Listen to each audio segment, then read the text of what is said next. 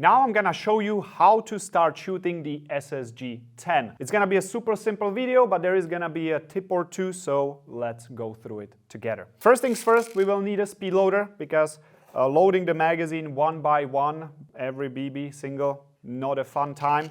So definitely make sure you have this. Once we have it, we open the door and we can pour some BBs in, as many as we need.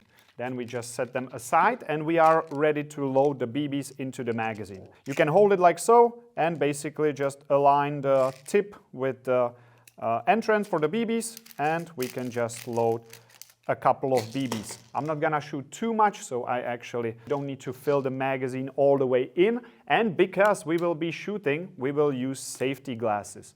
BBs can ricochet even if you are just shooting in the backyard, so make sure to wear eye protection. If you are going to a regular game, wear a face mask or protect your teeth with a mouth guard at least, because you don't want to lose them. Magazine is in, we can place it inside of the replica right there.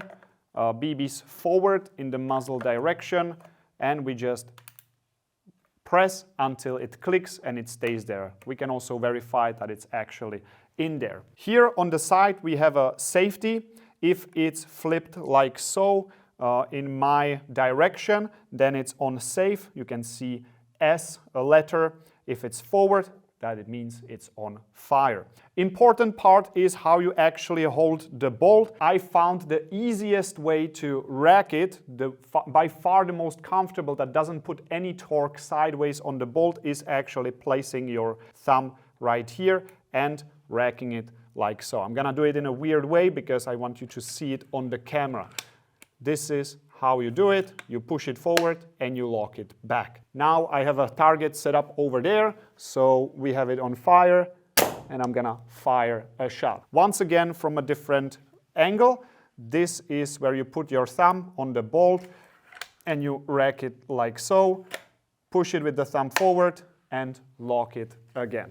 All right, this is how it looks when I just want to shoot. If you want to remove the magazine, you again just push the button, it will pop out and you can remove it. That's how you shoot the SSG10. This is pretty much the same for any sniper rifle.